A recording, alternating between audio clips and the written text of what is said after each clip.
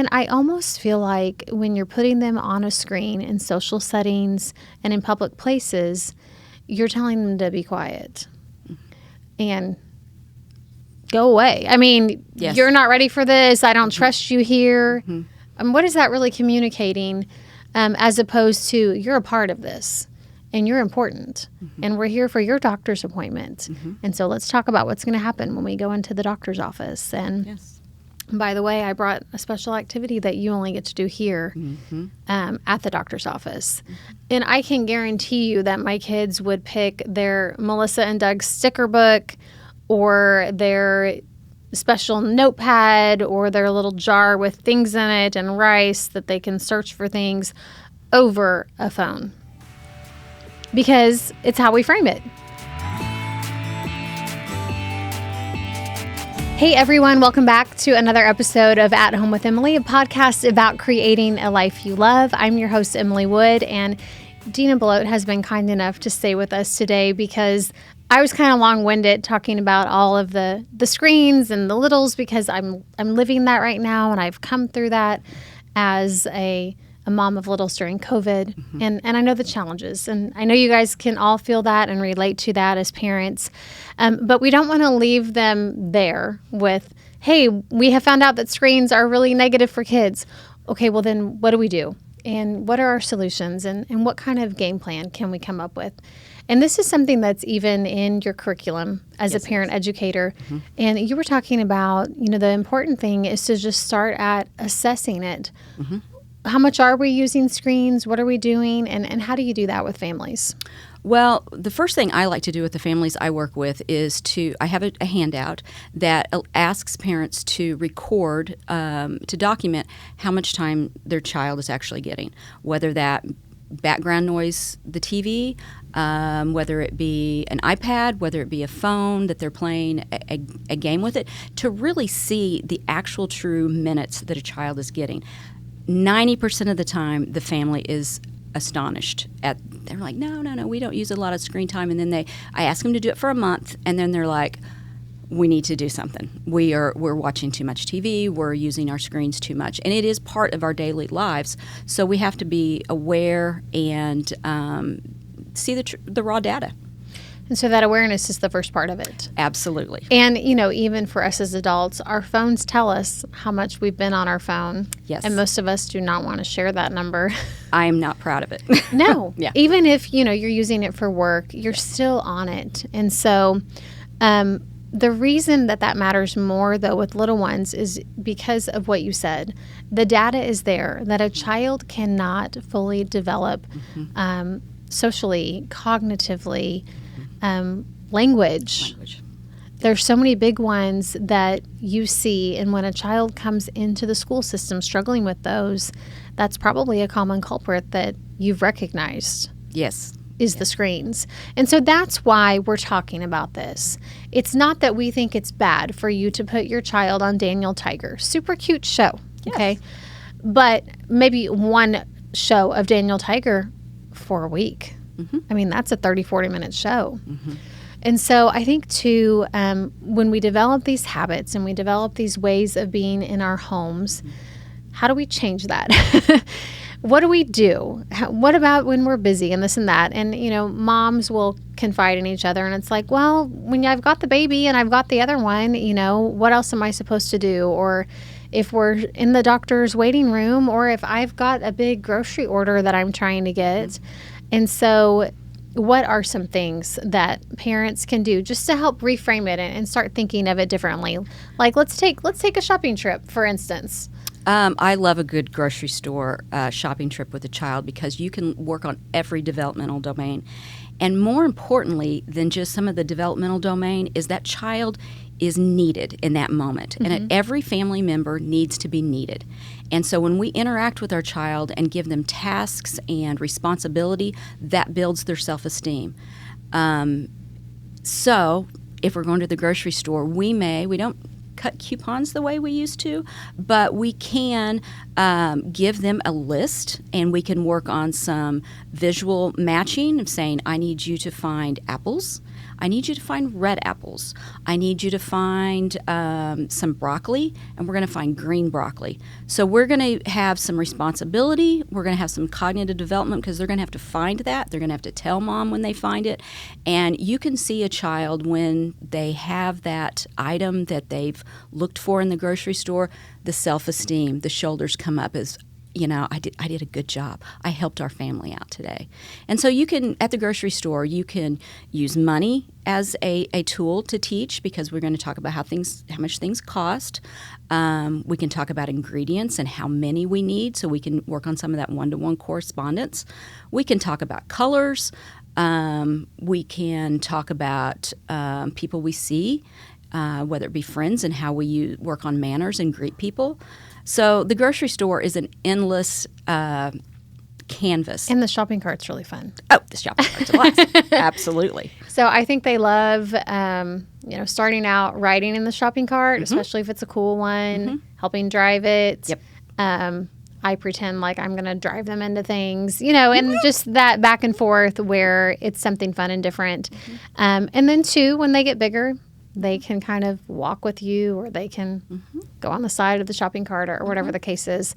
I missed doing that because remember during COVID, we couldn't really take the kids to the store. And there goes back to what we were talking about last time, where these screens just became the answer to all the things. And so now we're taking that back because we have a lot of opportunities in front of us to bond with our children, to teach them that they matter. And I almost feel like when you're putting them on a screen in social settings and in public places, you're telling them to be quiet and go away. I mean, you're not ready for this. I don't trust you here. What is that really communicating, as opposed to you're a part of this? And you're important, and we're here for your doctor's appointment. And so let's talk about what's going to happen when we go into the doctor's office. And by the way, I brought a special activity that you only get to do here at the doctor's office. And I can guarantee you that my kids would pick their Melissa and Doug sticker book, or their special notepad, or their little jar with things in it and rice that they can search for things, over a phone. Because it's how we frame it, right? And it's fun and it's different. And then I have that feeling that I know as a mom is that they're developing right now. And those are the moments where you're like, I feel like a good mom right now. But it is challenging. Oh, yes. And so what else are you seeing that are tools that you're helping families incorporate just in everyday? Strategies to, let's say you're going to a restaurant. Think about when you're going, what time of day. Is this a good time for a toddler? As opposed to giving them an iPad or something to occupy their time while you have an adult conversation, is to reframe the conversation of what can we talk about with our children. Can we bring an activity if we know it's going to be several minutes to get our food? Can we have a game that we can interact with as opposed to the screen? Can we have some open-ended questions to organically talk to our kids about how they're doing, how they're feeling, what's important to them? Or even I Spy. I Spy's great. Or just, I let the kids play with the sugar packets and Sure. they can build with those and just all the different things on the table. But I will say I do pack a bag, even to this day. And we started doing it when they were itty bitty, and they're 9 and 6. But I think that they look forward to that time. And also, too, we set expectations as a family. I'm not going to set them up to fail, though, right? Okay, we are going somewhere very boring. You are going to be hungry. We are going to be waiting on this food. Yes.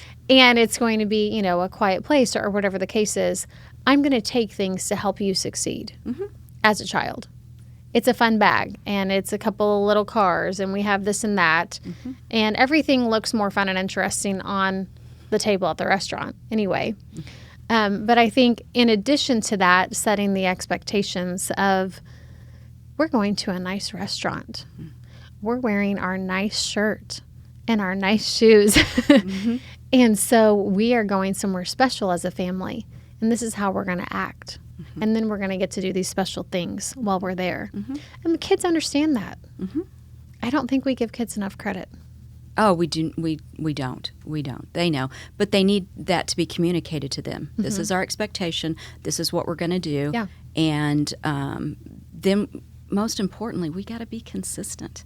You know, this when they get a little squirrely, if we immediately say, okay, now's the time I'm going to have to pull it out, then that gets reinforced that this behavior will, if I. And I want to challenge other parents. You don't have to take a screen with you. No.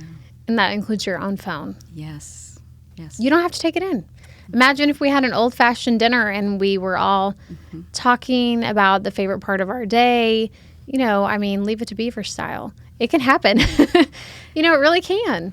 Yeah. And we're setting aside this time that you know how expensive it is to eat out anymore. We're going to make this count. Right. You know, and we're going to enjoy this time as a family. And this is going to be how we do it as a family. Mm-hmm. And I even go so far as to when I was a kid, my mom would point out people smoking and tell me how bad it was and look how terrible that is for you. Just to build that narrative up in my mind. I don't go that far with screens, but the kids have taken to noticing if people are on, Mommy, that baby shouldn't be on that phone. You can talk to your kids about how your family is different. This is how we're going to do it. This is our family, and this is our family's culture, and this is our beliefs and values. Not to disparage anyone else. Correct. But that's okay. That's how they do it. That's how they do it. And that's their decision. That's their choice. Yeah. Anything else that you're seeing that is helping families with different ideas and just trying new things, you know, trying to replace some of the technology time? Well, I think that parents need to know the expectations for what a 3-year-old should look like and be doing, what a 4-year-old should look like and be doing, and then work off that to set yourself realistic expectations. Children need to be moving. They need to be physical. They need at least an hour of that every day. It doesn't have to be all at once, but if we can set those down, the devices down, and play with our children or give them open room to play, that will help learn. That's where we learn some of that self-regulation. You can redirect up until, I mean, all the way through growing up. You can redirect your kids, I feel like, because definitely my younger one, he'll want to see pictures on the phone. I want to look at this. I want to look at that. And I'll have to tell him, okay, but you're going to miss out because I'm going to beat you across the house because I'm going to be in your bathroom before you are, and you're the one that has to go to the bathroom. But if I beat you there, you know, I mean, you just make it a little competition. You make it a game. We use the rotten egg. I mean, just all the old things. And kids actually snap pretty quick. That's very clever. That they want to interact with you and race you and do things. And they will drop the device. And I think, too, you're communicating to them, hey, we have more fun things to do. We have more fun. I would encourage you, if your child really likes pictures and wants to look at pictures of your phone, that you as a family print some of those off and make your own family photo album. Then you can sit down with your child and use that as a tool to work on conversation, family history, any of those things that you like. Anything tactile, anything right? Tactile. And real. Yes. Well, and two, any of the things that they can make and they can be a part of. They can make. It builds that self-esteem. And so do you feel like we're going to have a swing where families are going back to the older way of doing things? Or sometimes newer is not better. And we didn't necessarily know everything. Everything wasn't perfect years before technology. But I would like to see a reset in families. And I do see that. I have some families that I work with that have picked out their preschool, their friend group, their church group, based upon their philosophy on screens. And so that is new, and it is kind of a pushback of what they're seeing within their own community. Thank you guys so much for joining us today for this episode of At Home with Emily. I hope it helped you as a parent as much as it did me. If you are watching us on YouTube, please be sure to like and subscribe. You can also follow Around the Ozarks on social media, and you can head to aroundtheozarks.com to sign up for our daily newsletter. Thanks again, and we'll see you next time.